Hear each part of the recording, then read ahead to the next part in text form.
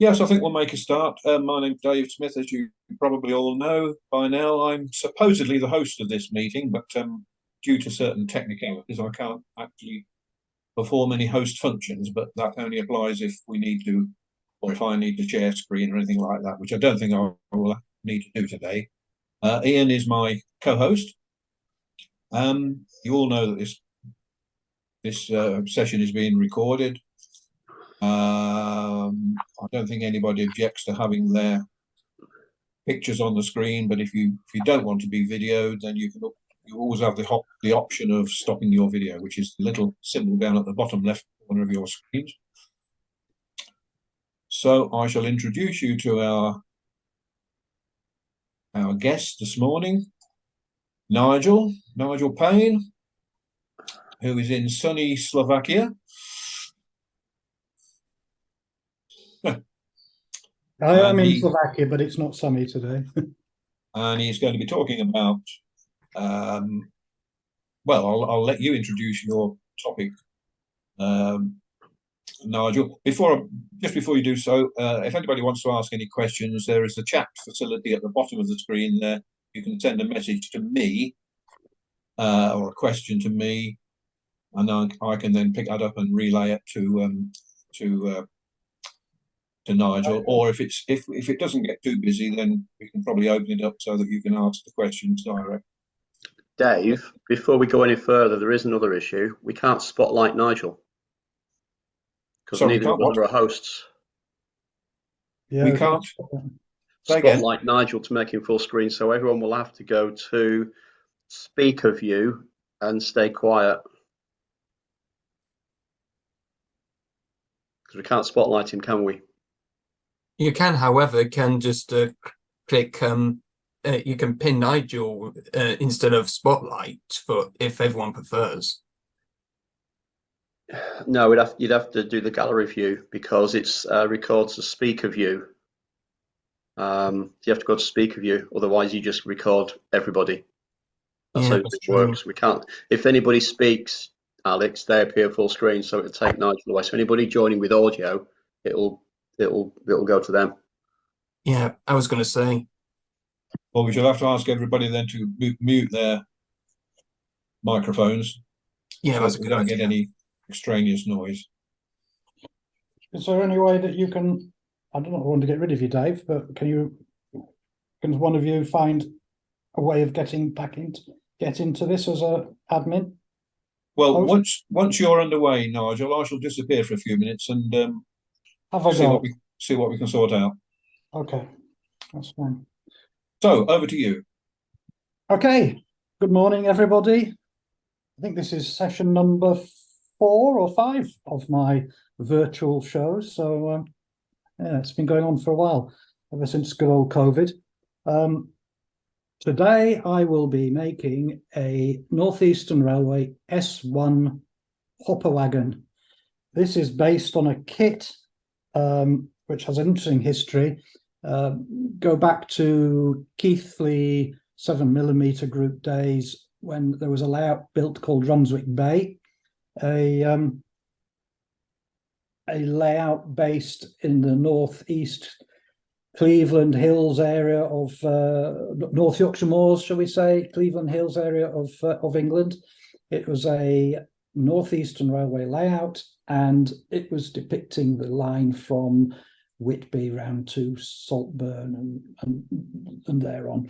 The main traffic that was running on that line or on our layout was ironstone, and we built an ironstone mine on the layout, and we didn't have any wagons. There was no kit available for the Northeastern Railway S1 hopper, so the group, or a couple of members of the group, actually designed a kit based on the drawings of, what's his name, Ian Holloway. Ian Holloway, and that's the wagon that we're building.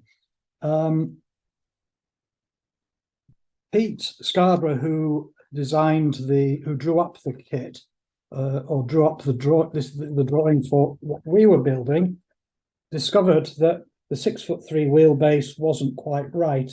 for some reason the geometry of the model didn't quite work. And Dougie, who's got his arms folded there and looking, will stick his thumb up and say, we actually designed it to 6 foot wheelbase. Is that right, Douglas? Yeah. You can't hear him, but he stuck his thumb up. So, so Peter Scarborough drew up the new drawing, which we have somewhere in this pile of papers here, and he passed it on to Douglas, who created a white metal kit, namely this little monster here. So this is a white metal. I should have brought the scales up. I'll do it for this next session and weigh it. It's a chunky little kit, which was obviously just built for or designed for using on Brunswick Bay. I think we had about 15 wagons, I don't know, 15, 20 wagons, and a few more were sold. If you can find them, if you do find one, then they are like gold dust, and they're a really, really, really, really nice kit to build. So moving on, there was a gentleman called Paul Green who got in touch with Dougie and bought one of his kits and decided that he wanted to build a model of, I think it was Blakey Junction on the Rosedale line up in the North Yorkshire Moors again.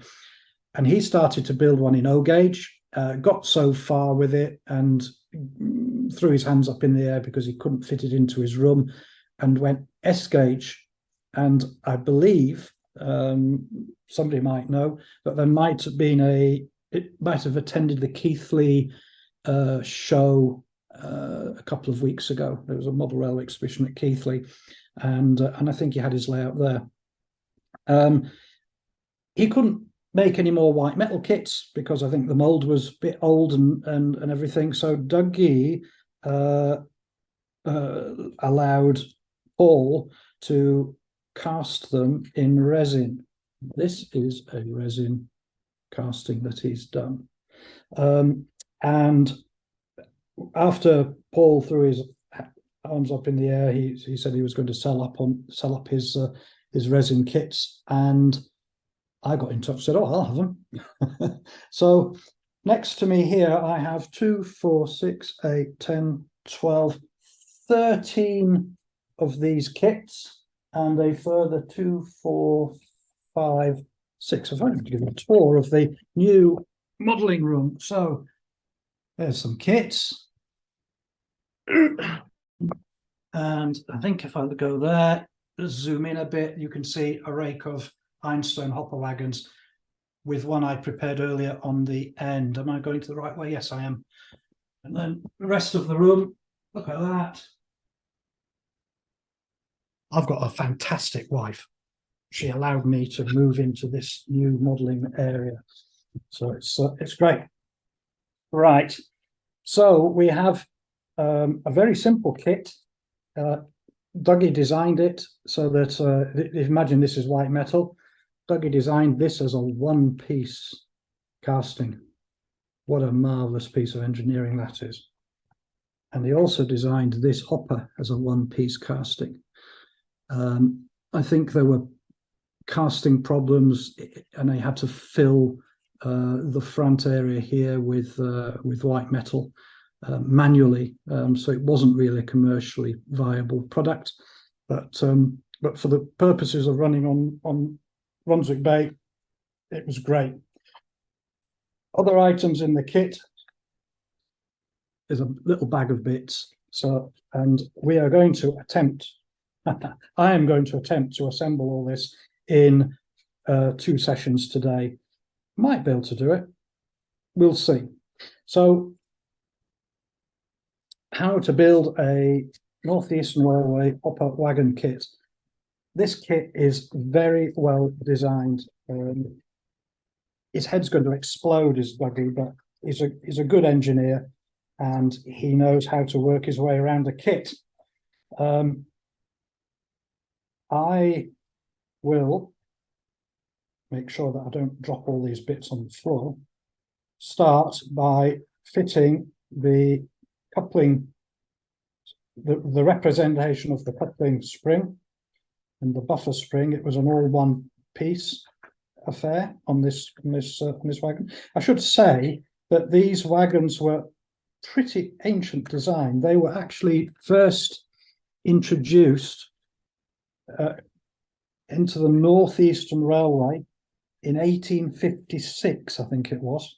And there were thousands built, obviously, because there's a lot of ironstone in there hills, and they wanted to cart them across to Middlesbrough. The S1 hopper wagon developed into a 20-tonner, which I think was the S2, and I think they even went to a 25 or 30-ton wagon in later days. But they started with this S1 hopper wagon. 3 survived into grouping, into LNER days. It's a 8-ton wagon. It has a 13-foot wheelbase, 6'5" wide, and 13-foot overall. The wheelbase is stated as being 6'3".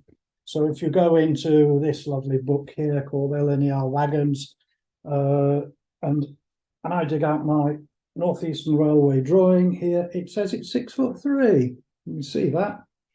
But as I said, he looked at the geometry of this thing, and he reckons it's 6 foot.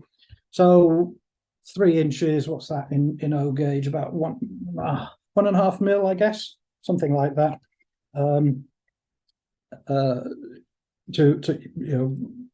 He's reduced the wheelbase by that much. It allows this one-piece hopper to slot into here perfectly.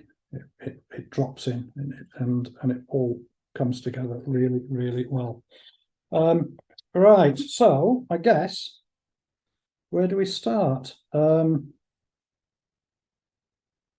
you're assembling any wagon, the wheels are, making sure that the wheels are at 90 degrees. You need one of, oh God, I can't find it. You need one of these, a set square, just to make sure that everything is square and that the axle is sitting square on the model, and also so checking that the model isn't going to wobble like that, unless it's compensated. We'll talk about compensation later on. Maybe we'll do it in the next session, because some of these wagons have actually been compensated, not by me, but it's quite a spiffing idea. Nigel, I may have missed it earlier, but whose kit is this? It's a Dougie kit. It's Roundfield Engineering. But one of Dougie's. Okay. But as I have said, it was a limited edition kit designed for running on Brunswick Bay. We had about 15, maybe more actually, 20 hopper wagons. Dougie produced as many as he could before the mould gave up the ghost. There were bits parts of the mould which didn't give up the ghost. So the axle boxes, which, as you can see here, folks, they are handed. These are the hangers for the brakes, and the spring. This is this spring assembly. Where are you? There you are. This spring assembly slots in here, and it's designed. In real life, it would be designed to act against the coupling in one direction and the buffers in the opposite direction. Quite a clever design. So the big castings, I think, were the big mould was where Dougie had the problem. Looking at it, it's crying out to be laser cut. I think it would work really well as a laser cut design kit in timber, which this chassis would have been, and the body, I think, is crying out to be made in etched brass, etched nickel silver. Really crying out to be done. I think it could make into quite a nice kit if people wanted one, of course. So, David, have you managed to sort out the hosting?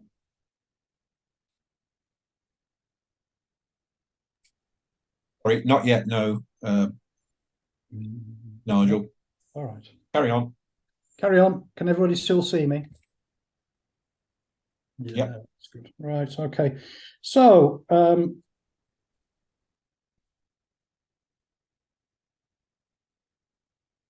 what you need to build this affair, this model, of course, would be some Swiss files, some drills. I think I needed a drill to drill out for the handrails and for the pocket for the buffer. Now, if you were building a kit yourself, we'll try and take this into a bit more of a generic thing. If you're building a kit yourself, you need to look and see what the instructions are saying. But listen, Swiss file and a set of drills, you will never go wrong. Right, I'm just trying to get this, if you can look here, this piece to fit it, to slot in. What I've discovered about this kit is that it goes together really, really well with a bit of super glue. I'm not a huge advocate of super glue because certainly having run on models on big tail chasing layouts, super glue tends to shake to pieces. These models shake to pieces and bits drop off them. So super glue isn't necessarily the best thing, but in this instance I would advocate it because there isn't that much to fall off this model, so it should be okay. Come on, are you going to go in or not?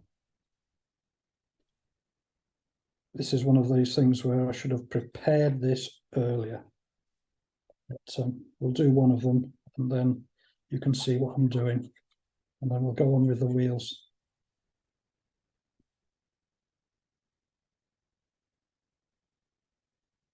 Sorry, I'm thinking.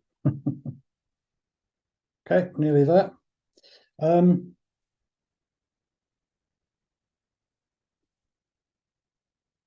So when this kit first came out, it was all white metal, all white metal. So what I did with this model that I prepared earlier, this one is all soldered using low melt, using low melt solder. So nothing's going to come off, famous last words, but nothing's going to come off the model. It's a really strong and heavy design. These resin castings, I think, are much lighter, and if I do run them on my layout, if and when it ever happens, they will probably be carrying a load. So just give a bit of extra weight. We'll weigh these after this session. Right, so there we go. Look at that. That didn't take long to do, did it? We might just see how we can get on with the other side of this. The resin kits can be a bit of a nightmare, especially when you've got an old mold. So there's quite a lot of cleaning up to do, which I did do before the meeting started, because you really don't want to see me in a snowstorm of resin that's been scraped off this model. Quick question, Nigel. Do you have any problems with resin? Do you have any problems with shrinkage over a period of time? I know that some of the early resin kits that were produced suffered from this problem. You got the effect of a locomotive boiler, for example, bending. Right. After a period of time, they took on a bit of a banana shape. Oh, really? I'm no expert on resin. This actually, hand on heart, these are the first resin models that I've ever built. But I have seen, I mean, Finney, I think, is it Finney models? I think they have resin boilers on A4s and things like that. So they must have got to grips with the technology, I would have thought. Well, I think the difference is if resin is cast in what should we say, in an open mold, that's where the problem of shrinkage and distortion can occur. But I think modern methods of resin casting is that it's done under pressure, Yeah, rather like plastic injection molding. gotcha. Yeah. Well, this model then may well suffer from shrinkage, because I can see in the way that it's been done is that it's full of bubbles, which, not to. This has been a homemade. This is a homemade job, so I guess that it's all been done in a more basic way in order to recreate these wagons and so that he can run them on his model railway. But we will see. Let's come back at the next virtual show, and I'll let you know if these are shrunk or not. As you saw at the beginning, I checked to make sure the thing was square. That's probably the main thing to ensure. Especially, I mean, if you're building a plastic model, I don't know. Well, there's lots of plastic model kits available, aren't there? But if you're building a plastic kit, make sure that the thing's square. Make sure that that when you assemble the body, because if you're building a box fan, for example, the last thing you want is a rhomboid shaped box fan. You want it to be square, don't you? Wow, look at that. I've done it. I was going to put that to one side, but right, here we go.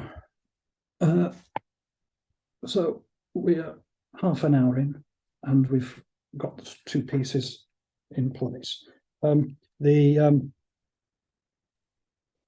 The wheels on these wagons, there's only one manufacturer in there.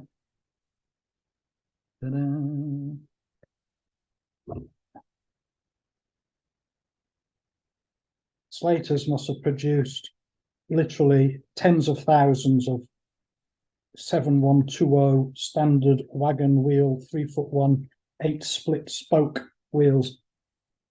These are standard. Oh, keep that for mixing glue. It's a very standard wagon wheel, and David has produced these for years.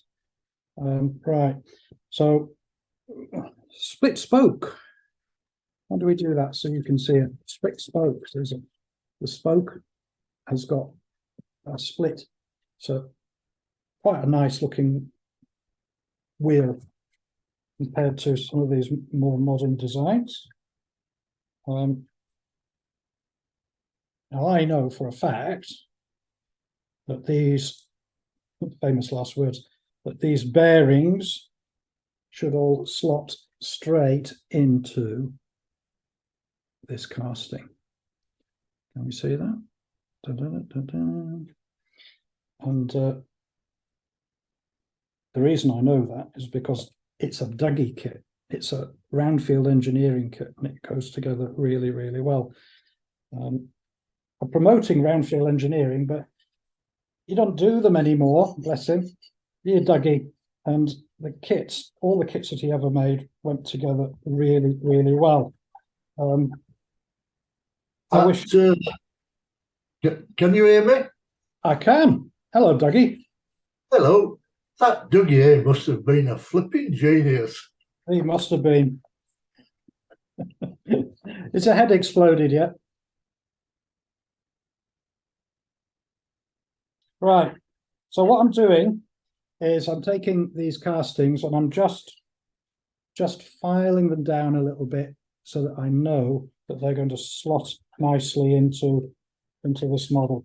The reason I know that I have to do this is because I've already done a few of these. But it takes a few seconds. I am filing on my posh new mat, which I promised myself I wouldn't do. But anyway, there we go. Right. So we do a test fit. These are handed, as I said before, so you can see how this is slowly coming together.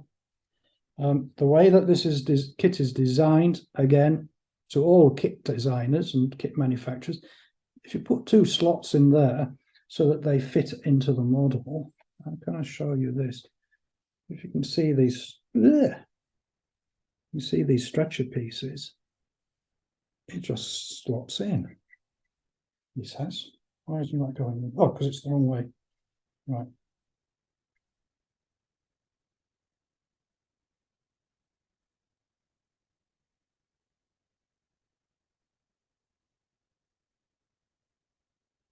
There we go.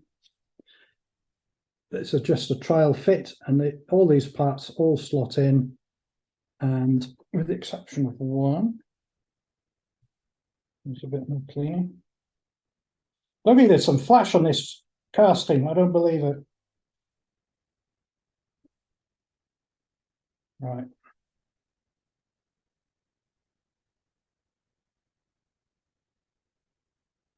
It's all gone very quiet, hasn't it?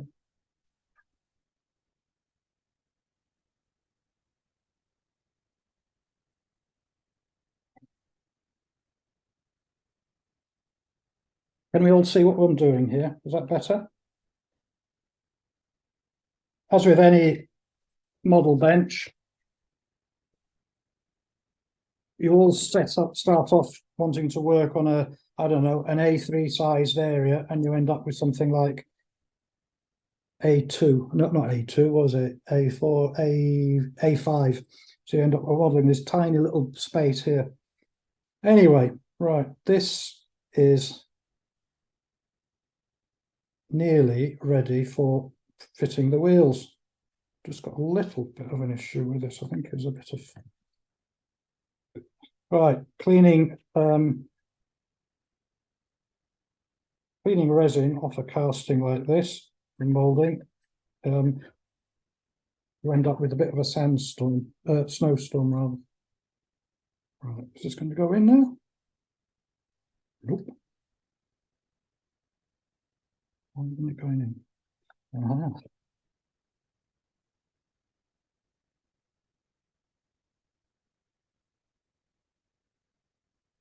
One of the great things about resin is, because it's a plastic, is that it cuts really easily.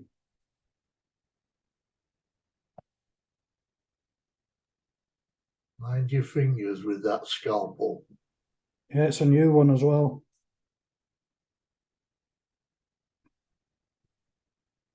Why won't that go in? Uh-huh. Yeah.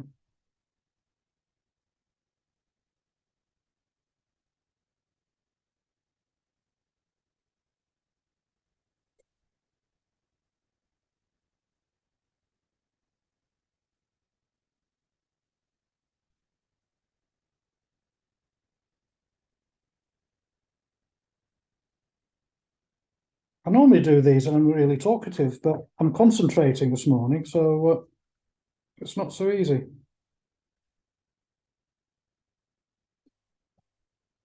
Right.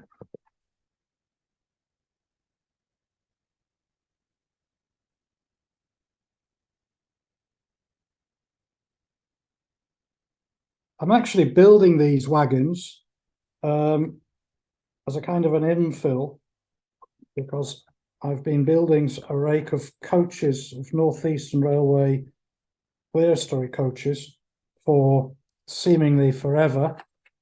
I've run into a brick wall with the models because I'm waiting, and I've spent all summer, yeah, I'll speak to you this way, I've spent all summer waiting to get some castings made. And I drew up the castings in Fusion 360, spent ages getting them right, approached various people to get them made, and they all go quiet on me. I'm not mentioning names, but they all went quiet on me. And I now have a supplier who is currently casting my molds, my masters, and hopefully in a fortnight's time, I'll be going to the UK and I'll be going to visit him.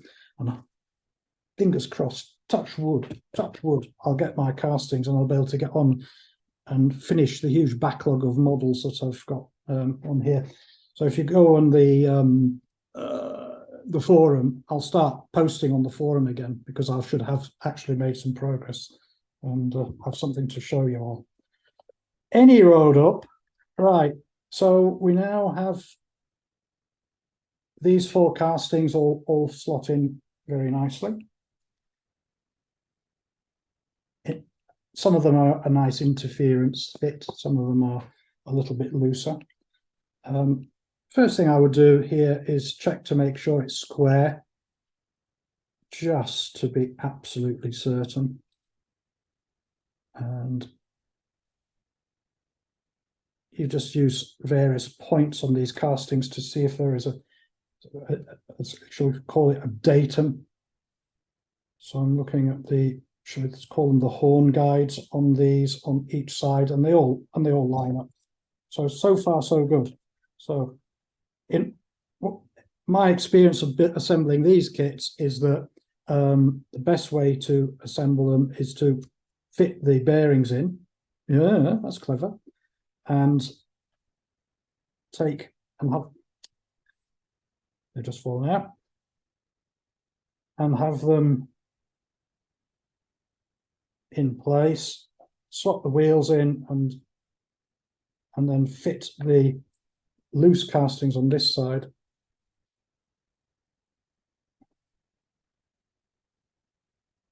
into the wheel, and hopefully it's going to drop in. It's dropped in. And do the same on this side. Can't see, can you? Sorry, chaps. There we go. Right. Spin, spin, spin. Are the bearings a press fit into the axle boxes, Nigel, or will they be? They're a loose fit at the moment. So what I will do is I will glue these. I'll glue these parts in place. I'll glue them in place, and then once they're glued in place, I will then move the bearings, slide them up against the axle. I've got to go back again. Slide them up against the axle, so that then that there's no lateral. That's the right word, isn't it? There's no lateral movement. So basically, the wheels aren't going to be going like chunk, chunk, chunk, chunk, chunk on the model. You don't want to do that. You don't want that. Pinpoint axles, Nigel, are designed to run with the pinpoints in firm contact with the brass. They're not Exactly. meant to, yeah, Exactly. they're not meant to have any side play. Yeah, that's what I said. Is that right? More or less. More or less, yeah. Ian has said, I built an L&Y brake van almost 20 years ago, which was resin bodied, and that hasn't shown any signs of shrinkage. So that's good. There's hope for us all yet. Right. When you're one of the tricks, if you're not going to compensate your wagon, one of the tricks is to make sure that it doesn't wobble. And what I mean wobble, it's a three-legged stool thing, or the four-legged stool, more like. You don't want it to be moving like that. Now this is barely moving. I'm not advocating this at home, all right, but I am using my iPhone to balance it, and the reason is because the iPhone has got a glass screen on the front of it, yeah. And if you put it on float, if you set your model up on float glass is glass that's floated on a bed of mercury, I think it is, as it's being cast, and it should be totally flat. Totally flat. Therefore, if I was to do it on this plastic, on this, is that there's every likelihood that there's a little bit of a bit of unevenness, and you'll be setting it up uneven. So when you put it on your track, it will go around your model railway, and it's going to be doing that, and it's going to derail. So don't do that. in my case, I'm setting it up on on my iPhone just because I'm being a bit lazy. I do have a sheet of glass, but it would mean I'll have to get up and I'll be showing you my scruffy trousers. So I won't Do be doing not get super glue on your phone. Oh, it's got protective glass as well, so it's all right. Right. And what I'm doing now is I'm just touching a bit of super glue in a couple of points, just a little bit, just so that we can, if it's not totally flat,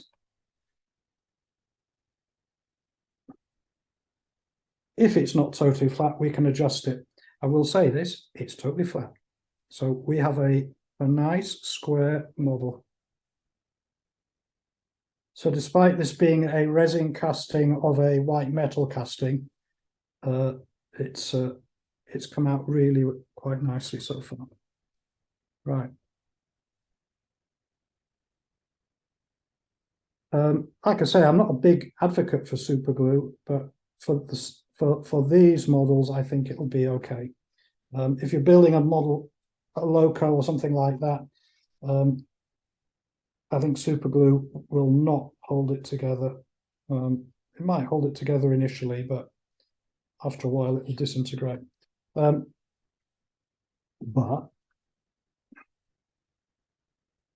in you go. I'm not doing that at the moment. Nigel, Yes, sir. there's a bit of a trial when I were building the white metal ones.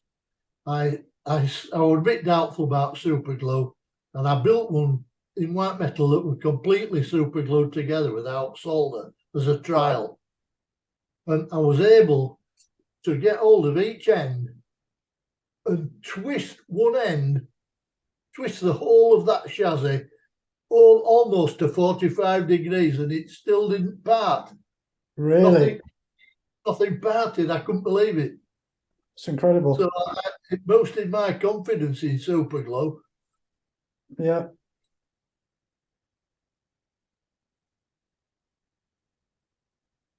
Of course, if it's a white metal kit and it's not quite square, you can also, if it's only a little bit out, you can also twist the whole model slightly, flex it into position, as it were. Right. You mentioned earlier, Nigel, that you were going to push the bearings along the axles so that the pinpoint of the axle contacted the ends of the bottom ends of the bearing. Have you done that yet? Not yet. I'm still on the trying to make sure that this thing is sitting square and it's still nice and flat. Right. Let's put to one side. I would normally. Nigel, Yes, sir.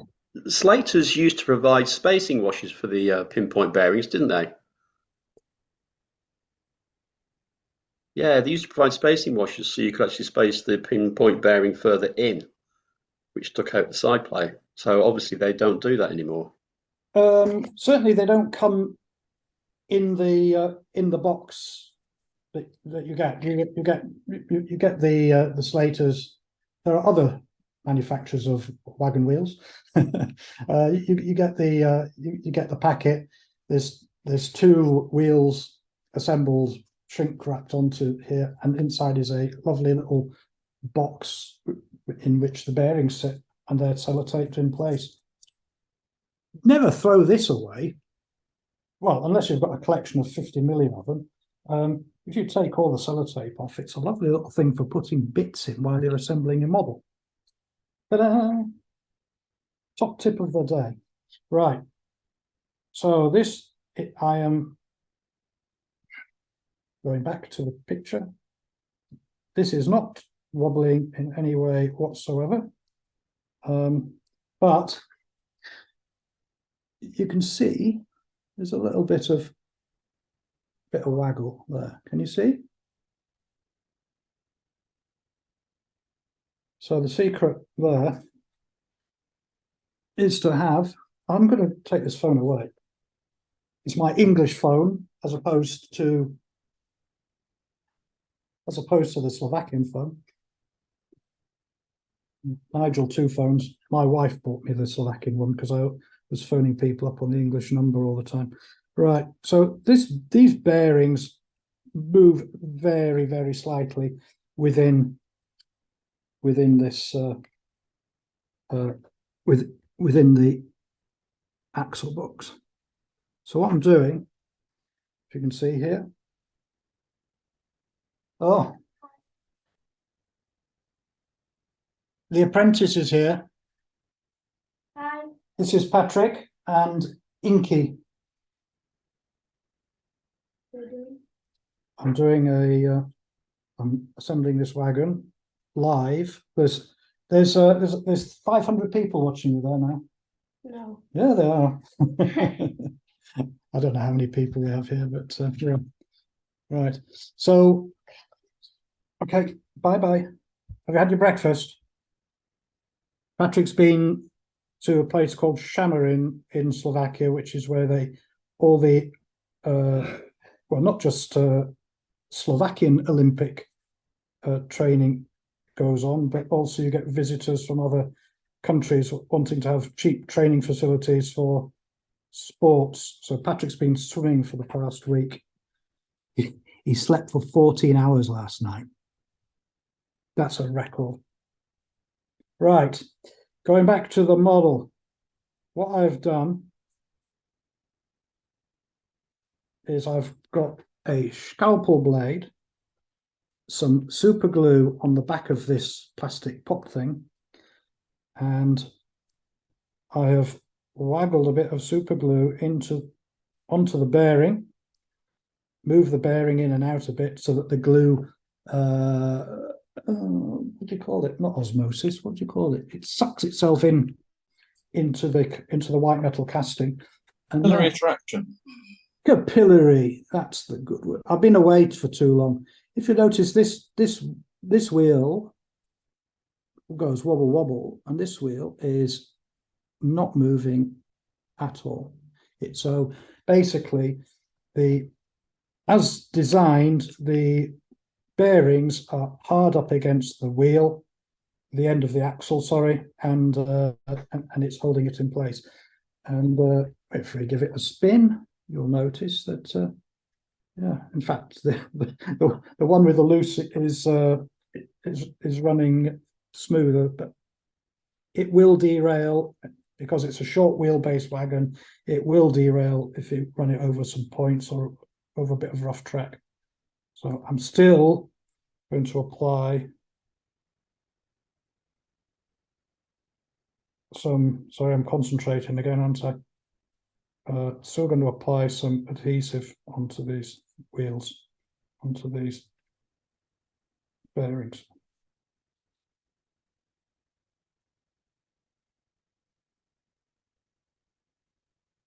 This is probably the hardest bit of assembling this kit.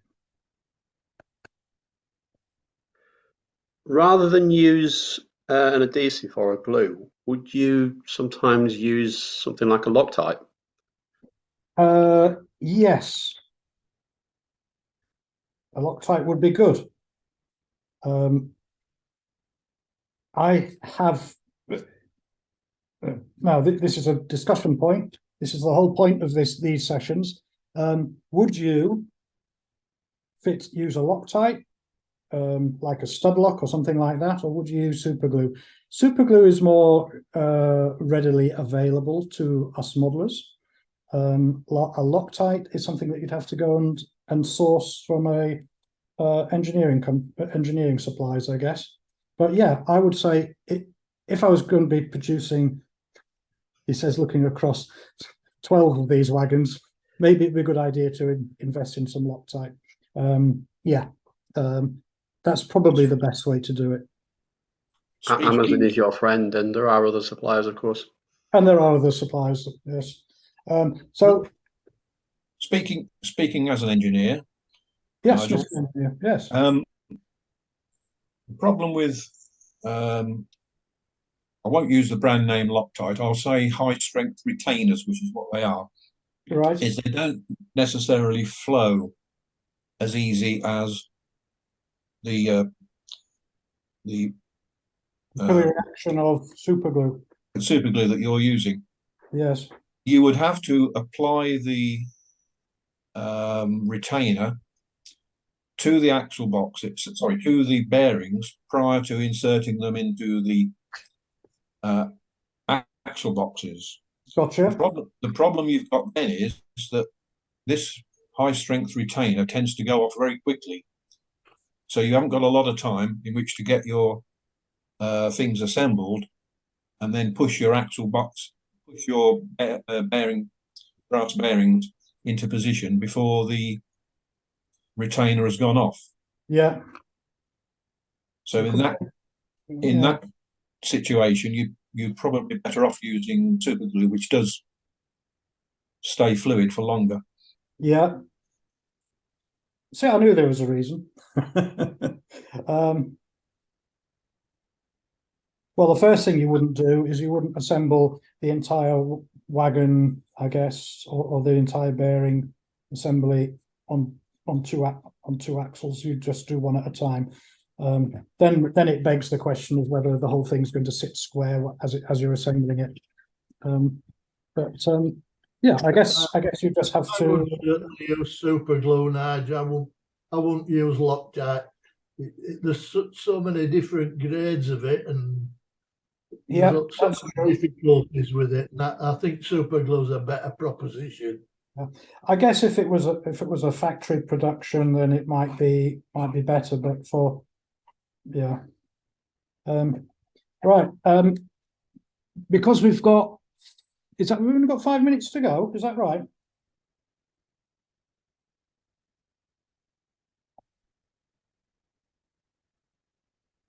David isn't saying anything, so that must be right. Now that we've got the Sorry, Nigel, I was muted. Yeah, yes, you got about 5 minutes. Got about 5 minutes. Right, so we've got the model. The next piece that I'm going to fit in is I'm going to try and get the brakes sorted for you. So basically, there is provided in the kit there is a bit of brass rod, which will probably be 1.5 mil.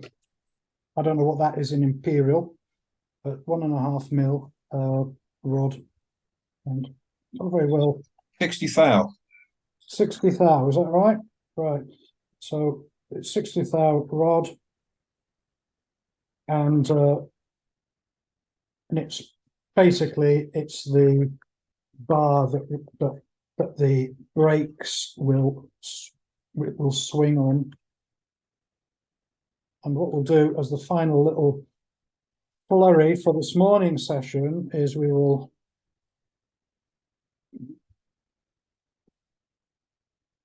slide or drop the brakes on.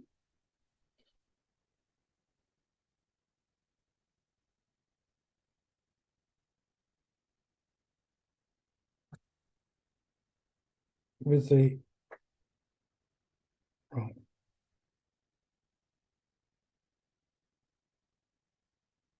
Please go in. Hopefully this will be, yes, it will. It'll fit in.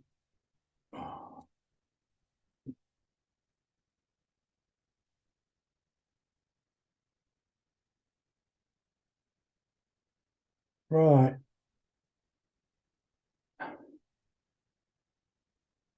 Basically, we've got a.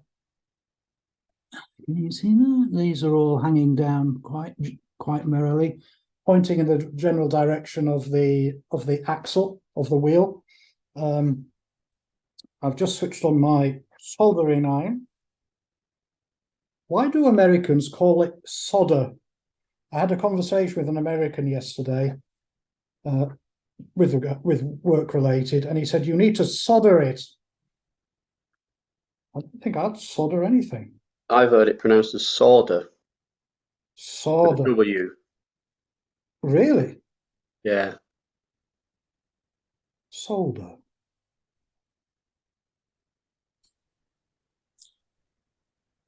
Let's just call it sticking.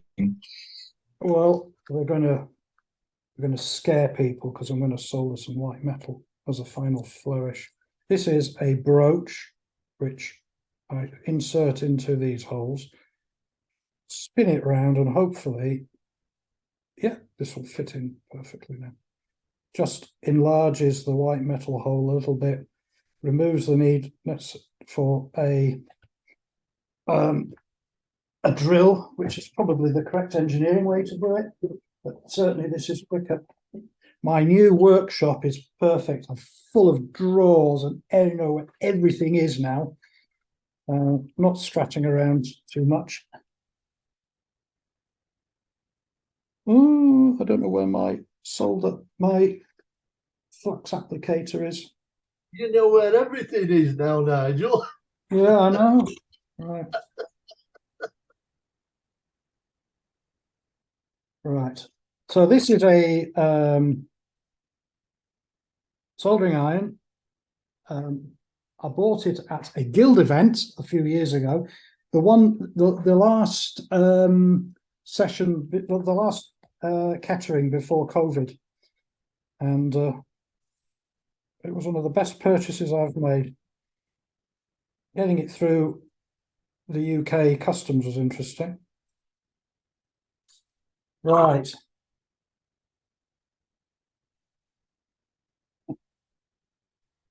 Cars 70. There are other manufacturers of solder, but this is Cars 70. I apply a little bit of that. Oh, don't come out because I've only got a couple of seconds to go before this session finishes. Because it's low melt solder, you can actually, I say hold it. You still get a bit hot, but there